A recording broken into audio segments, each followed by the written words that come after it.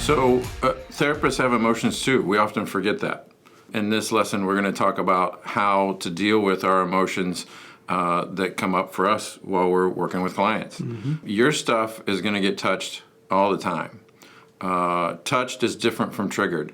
Touched is we feel the emotion come up that we're relating with the client on, but it doesn't want to make us leave the room, and it hasn't triggered us into any kind of negative responses. Being triggered is a much deeper reaction, kind of makes you want to leave the room, makes you lose focus on what you're doing, and that's a much bigger thing to happen. Your stuff's going to get touched all the time. I say it to my supervisees often. My stuff gets touched almost every day.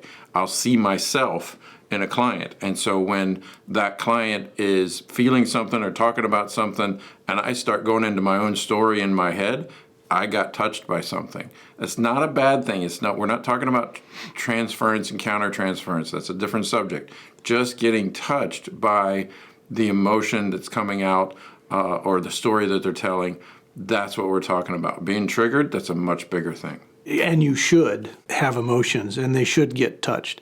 I've been doing this for 26 years. June 5th, this summer will be 26.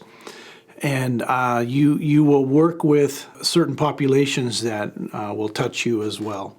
I do a lot of abuse, domestic violence therapy, mainly with the wives. What I've found is that abusive men aren't long for therapy unless they're mandated by the courts. They'll come for a little bit, but they don't usually last very long. But the wives of abuse, those will touch you for sure. Also, I work with a lot of sexual assault victims, and I guess I believe that if you're not being touched, there's too much dissociation going on there.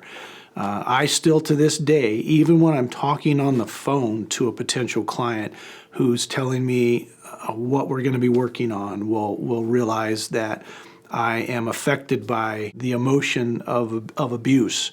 It angers me. It saddens me.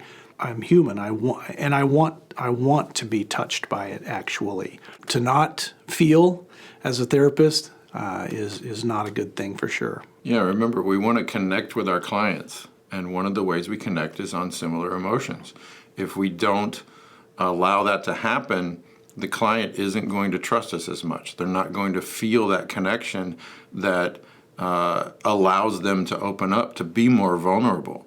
If they can feel us relating to their story, relating to their emotion, if they can see us having emotions, then they feel like they're in a safer place to be able to disclose more or be more vulnerable about their story. Trust is a big issue when you're dealing with some trauma, some abuse. I work with a lot of females, a lot of wives, girlfriends, and victims of abuse. And so I often get asked the question, are you the best therapist for a sex abuse victim who's, because the majority of sexual assault victims are female. And I actually propose that I'm a good fit because they're gonna learn to trust and feel safe. They're gonna learn that not all men are bad, if you will. There's a lot of healing that can take place in the office with abuse victims if they can see that you are affected by their story and their experience. So there's a bit of a tightrope that you'll walk in expressing that emotion. We're not taking sides. We're not developing a bias. If I'm working with an abused woman, I don't want her to get the impression that I'm for her and against her husband.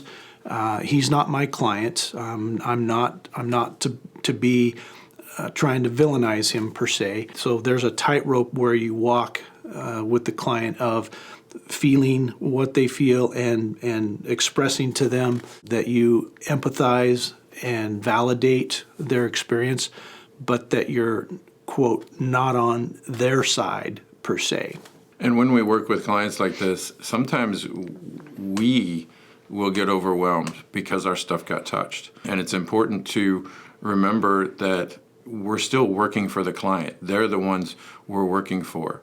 And so, sometimes when I have a client, especially a female teenager, tells me a story about being raped or sexually assaulted or whatever, I'll get red-faced. I'll get mad and I'll get angry, and they'll see it, and they might comment on it, they might not. But oftentimes what I'll do is I'll tell them, that story makes me so angry. It makes me want to get a ski mask and a baseball bat and go find them.